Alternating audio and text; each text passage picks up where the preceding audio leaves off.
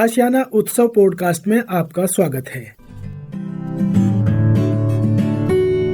हम सीनियर्स हम सीनियर्स हम सीनियर्स हम सीनियर्स हम सीनियर्स हम सीनियर्स हम सीनियर्स हम सीनियर्स हा हा हा हम सीनियर्स हम सीनियर्स हम सीनियर्स।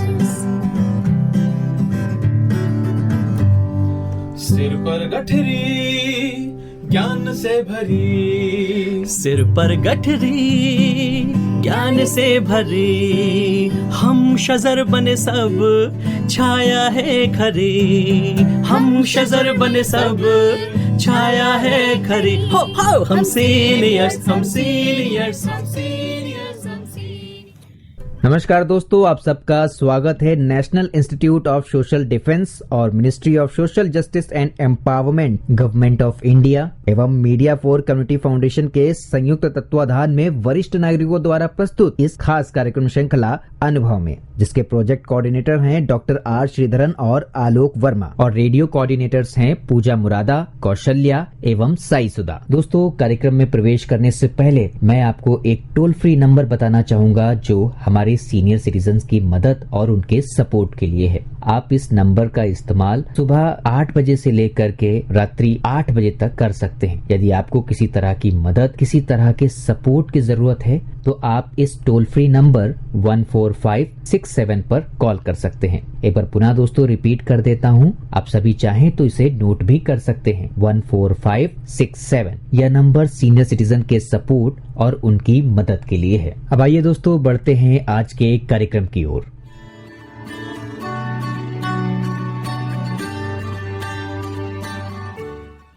नमस्कार दोस्तों, मेरा नाम है अमिता शॉ और मैं आशियाना उत्सव भिवाड़ी से बोल रही हूँ। मेरे श्रोताओं, हम आपके लिए सोच सोच के इतने अच्छे कार्यक्रम, रोचक, इन्फॉर्मेटिव और आपकी पसंद के कार्यक्रम लेके आते रहते हैं। और ये कार्यक्रम हमारे साथ बांटते हैं, मतलब बनाते हैं वरिष्ठ नागरिक, हमारे सीनियर सिटीजन्स अपने अनुभव से। सालों की ज़िंदगी में इन्होंने इतने अनुभव बटोरे और ये अब आपके साथ बांटना चाहते हैं। और आज हमारे साथ में है सुधा सामा जी। आपका हार्दिक स्वागत सुधा जी, और नमस्कार आपको। और आप हमें बताएंगी कि मनोवैज्ञानिक प्रेरक के रूप में कला का कैसा, मतलब कैसे इसको प्रयोग किया जा सकता है मनोवैज्ञानिक प्रेरक के रूप में। तो आप हमारे श्रोताओं से, और मुझे मालूम है आप बहुत अच्छी आर्टिस्ट हैं, तो आप ये कला के बारे में हमें बताएं। तो आप तैयार हैं? बिल्कुल जी, बिल्कुल जी। नमस्कार श्रोताओं एंड अमीना जी, नमस्कार जी। और आज का जो टॉपिक है थोड़ा सा अलग हटके है जी, बिल्कुल अलग हटके। हाँ, और इसमें कला एक मनोवैज्ञानिक प्रेरक है जी। ये तो इसका मतलब क्या तात्पर्य है? तात्पर्य ये है कि इसमें इसको समझने से पहले हमें थोड़ा सा कला के बारे में समझना पड़ेगा कि वास्तविक कला और कृत्रिम कला में क्या फर्क है जी।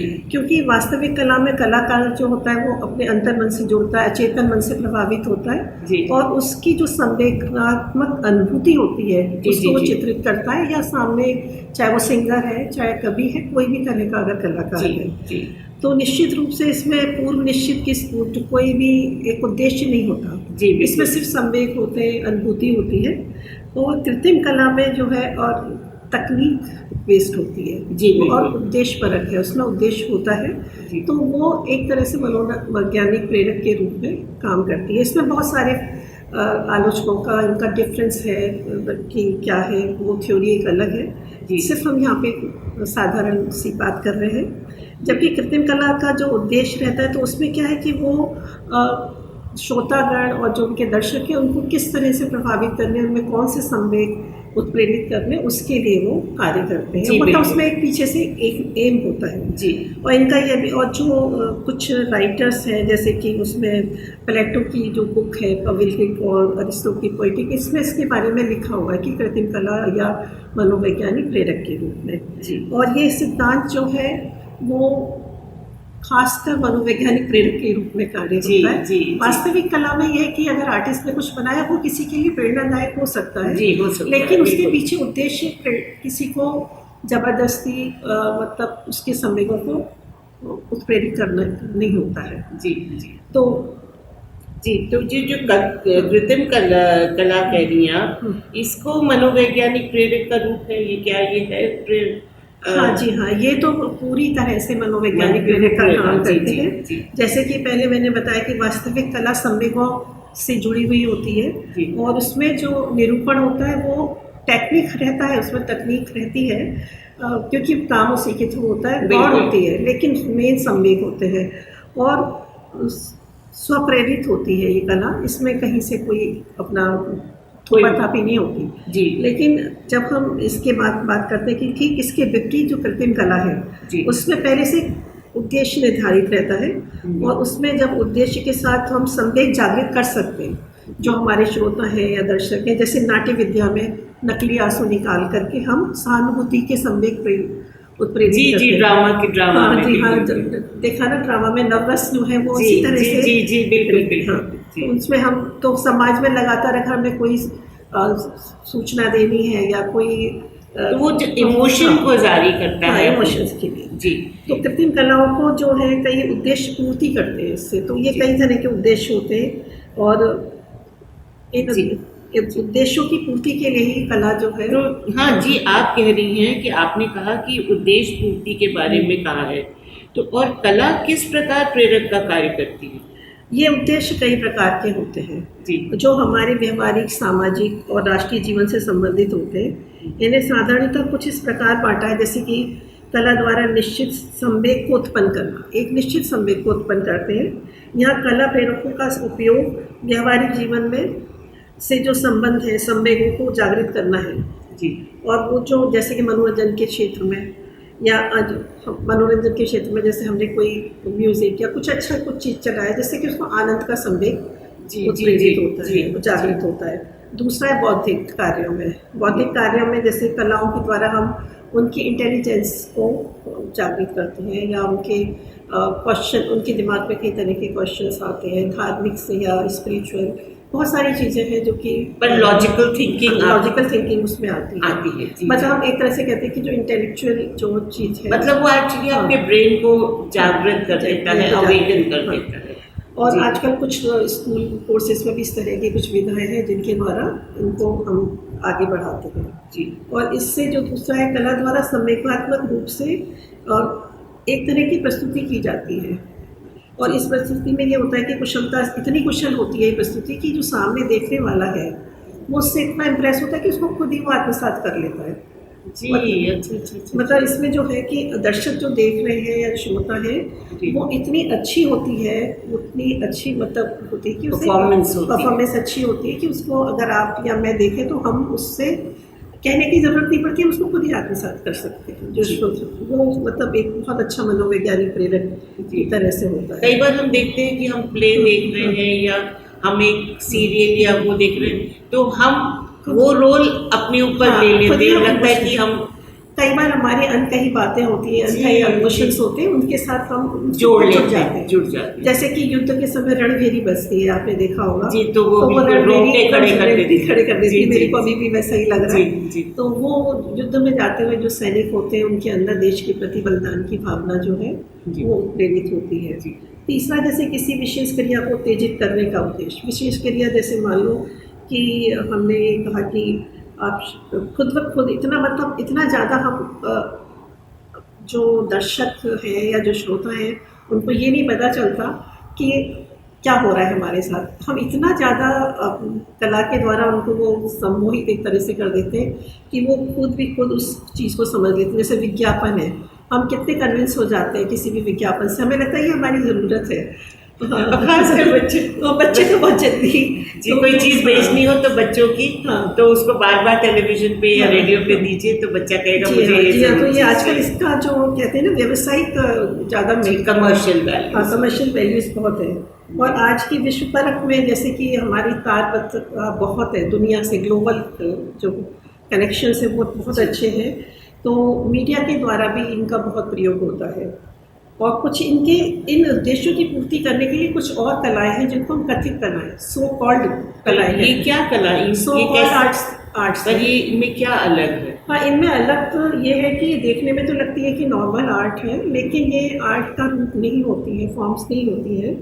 अब जैसे ये प्राचीन है, लेकिन इनका जो अस्तित्व है वो अभी शुरू हुआ है। तो ये प्राचीन कलाएं जो है इनको हम संक्षेप में कह सकते हैं, जैसे कि आपकी है आर्ट ऑफ एम्यूजमेंट है, आर्ट ऑफ मैजिक है, और समस्या उत्पन्न करके उसका समाधान ढूंढने की है, शिक्षा की मतलब एजुकेशनल है, और विज्ञापन की कला है, प्रोपेगेंडा जैसे कुछ करना। जी जी जी। और दृढ़तापूर्वक बात कहने की कला थी वो, इस तरह से कि हम कोई भी बात को उसकी सत्यता को स्थापित करना चाहते हैं। तो ये सब भी इसी के साथ जुड़ी हुई है। जी। मनोवैज्ञानिक प्रेरक के रूप में ये कलाएं काम करती हैं, और इनका वही है कि व्यावसायिक यूज़ है हमारी लाइफ में, सामाजिक है और व्यवहारिक भी है। व्यवहार में है, जैसे कि कई बार नेता देखें कि आपको कितना इन्फ्लुएंस कर लेते हैं, इस तरह का भी ये भी मनोवैज्ञानिक प्रेरक की आर्ट मानी जाती है। जी। अब जैसे कि कुछ कथावाचक है या कुछ धार्मिक गुरु हैं, वो अपनी बातों को इस तरह से रखते हैं कि वो जनता उसको आत्मसात करती है। हाँ, क्योंकि मैंने देखा है जो जैसे अगर जब प्रवचन भी हो रहा होता है तो वो पूरे ऑडियंस को, पूरे जो सामने लोग बैठे हैं उनको मंत्रमुग्ध कर देते हैं, और वो उनके जो बोल रहा है वो उनके वर्ल्ड में पहुंच जाते हैं। जी, वो बिल्कुल, जो अगर उनका संगीत भी साथ में होगा, कुछ बातें होंगी, कुछ उदाहरण ऐसे वो ऑरा भी एक होता है, कुछ उनका जो मेकअप है या कुछ उनका वेशभूषा है, तो वो सब कुछ पूरा, और जो एक एनवायरनमेंट हो जाता है, कोई शांत एनवायरनमेंट है बिल्कुल, जिसको कहते हैं कि वो मतलब एक प्रेरक के रूप में काम करता है, और मुझे लगता है कि वो इन्फ्लुएंस करता है आपकी साइकी पे। तो एक तरह से, क्योंकि मनोवैज्ञानिक प्रेरक जो है, जो हमारी आर्ट्स है, उनमें खुद पब्लिक को भी या देखने वाले को थोड़ी सी समझ होना जरूरी है। जी। क्योंकि कई बार इसका दुरुपयोग भी होता है। दुरुपयोग ना हो इन कलाओं का, तो हमें ये कि हमें पहले से पता रहना चाहिए कि हमें किस तरह से हमें इन्फ्लुएंस किया जा रहा है, या हमारी साइकी को कैसे इन्फ्लुएंस करा जा रहा है, तो ये हमें पता रहना चाहिए। तो ये बहुत, इसीलिए मैंने इस सब्जेक्ट को उठाया कि ये हम किस तरह से एकदम से प्रभावित हो जाते हैं अनजाने में, हमें पता भी नहीं चलता। तो कई चीज़ें तो बहुत अच्छी होती हैं, सकारात्मक होती हैं, और कुछ चीज़ें बहुत नकारात्मक होती हैं, नेगेटिविटी बहुत होती है। आप देखिए आजकल मीडिया के थ्रू सकारात्मकता के साथ साथ नकारात्मकता भी कितनी फैल रही है। बिल्कुल। तो वो सब चीज़ें जो है हमें इनको मनोवैज्ञानिक प्रेरकों को समझने के लिए ज़रूरी है। और कला का उसमें, क्योंकि कला तो है ही, वो हर तरह की कला है, 64 कलाएँ हैं।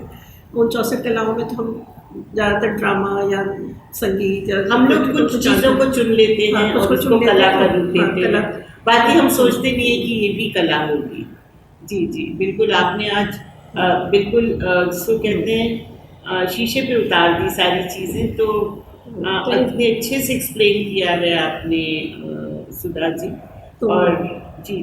अंत में कंक्लूजन यही निकलता है कि जो वास्तविक कला है वो मनोवैज्ञानिक प्रेरक नहीं है, जैसा कि मानना है। इस पर काफ़ी बहस भी हो चुकी है लोगों के बीच में, जो मनोवैज्ञानिक इनको कहते हैं। तो अगर हम ये कहें कि प्रेरक है वास्तविक आर्ट, तो वो तो ऐसे हुई जैसे कि कोई फिजिशियन है और दवाई बता रहा है, तो लेकिन वास्तविक आर्ट नहीं है। लेकिन हाँ, ये कह सकते हैं कि कला का प्रयोग मनोवैज्ञानिक प्रेरक के रूप में आजकल हो रहा है, और हो सकता है, होता रहा है। और इसमें काफ़ी रिसर्च भी होती है, इसमें रिसर्च भी जानकारी है। हाँ, वो पार्ट हमने छोड़ दिया क्योंकि वो हमें बहुत विस्तृत है। नहीं, हमारे श्रोताओं को यही कुछ आपने बता दिया, ये बहुत इस पे विचार करेंगे, और आपने आगे उनको फूड फॉर थॉट दे दिया है। जी, वो उसके बारे में सोचें। और आपका तहे दिल से मैं शुक्रिया अदा करती हूँ, आभार प्रकट करती हूँ सुधा जी, कि इतने अलग से विषय को आपने हमारी रोजमर्रा की जिंदगी से जोड़ा है। नहीं, वो जुड़ा है।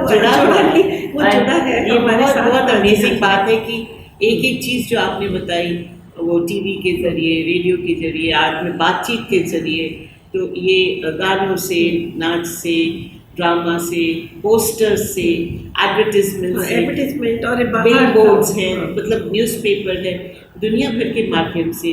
तो आपका शुक्रिया और मेरे श्रोताओं आपको स्नेह भरा, प्यार भरा नमस्कार। आपको नमस्कार। धन्यवाद अमिता जी। जी।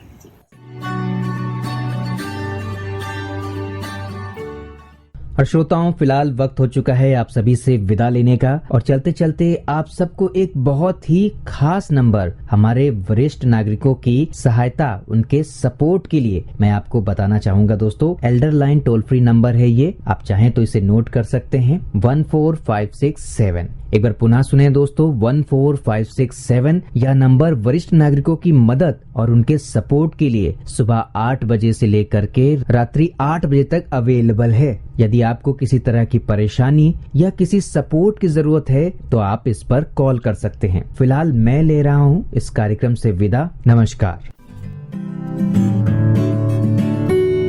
हम सीनियर्स, हम सीनियर्स, हम सीनियर्स, हम सीनियर्स, हम सीनियर्स, हम सीनियर्स, हम सीनियर्स, हम सीनियर्स, हा हा हा, हम सीनियर्स, हम सीनियर्स, हम सीनियर्स।